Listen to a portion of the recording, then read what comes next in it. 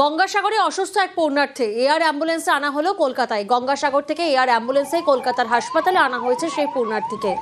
অসুস্থ পূর্ণার্থী উত্তরপ্রদেশের বাসিন্দা।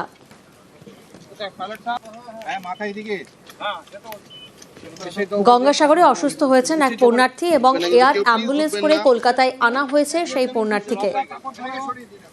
অসুস্থ পূর্ণার্থী উত্তরপ্রদেশের বাসিন্দা বলে জানা যাচ্ছে।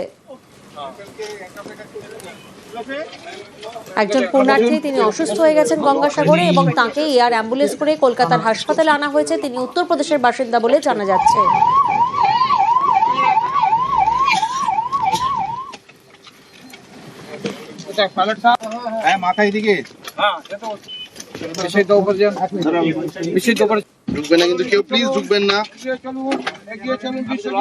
ওনার শ্বাসজনিত খুব সমস্যা। গঙ্গাসাগর হসপিটালে, ওই অস্থায়ী হসপিটালে এর আরো ভালো চিকিৎসা দরকার নেই। রাজ্য সরকার সদা সচেষ্ট প্রতি কটা পুণ্যার্থীকে যাতে আরো ভালো চিকিৎসা দেওয়া যায়, তার জন্যই তাকে কলকাতার আরো সুপার স্পেশালিটি হসপিটালে স্থানান্তরিত করা হলো। গঙ্গাসাগর মেলায় এবার রেস্কিউ ড্রোন। কেউ তলিয়ে গেলে উদ্ধার করবে ড্রোন।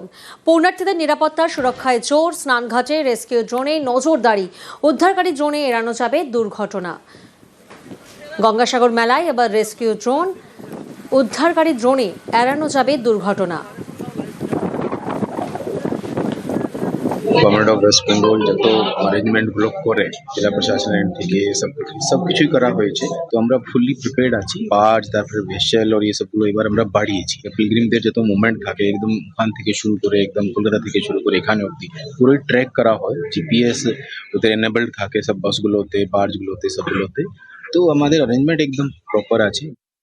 ড্রোনটা আমাদের কাছে একদম অত্যাধুনিক জিনিস এসে পৌঁছেছে আমাদের ডিএসএফআই এবং সিভিল ডিফেন্স ডিপার্টমেন্টে। একটা জায়গায় যদি কোনো ইনসিডেন্ট হয়, লোকজনকে তুলতে গেলে খুব শর্ট টাইমের মধ্যে আমরা এটাকে সেই জায়গায় মুভ করাতে পারবো। মানে একজন সাঁতারু তাকে গিয়ে উদ্ধার করার আগে অনেক আগেই এই ড্রোনটা সেখানটায় আমরা অপারেট করে পৌঁছে দিতে পারবো। সেক্ষেত্রে এটা রেস্কিউর ক্ষেত্রে অনেকটা গুরুত্বপূর্ণভাবে আমাদের সঙ্গে যুক্ত হয়ে গেছে। আপাতত এই আমাদের ডিপার্টমেন্ট একটা আমাদের কাছে নিয়ে আসতে পেরেছে। আশা করছি ভবিষ্যতে আরও এটা কার্যকরীভাবে ব্যবহার শুরু হলে আরও হয়তো আমাদের কাছে এসে পৌঁছাবে।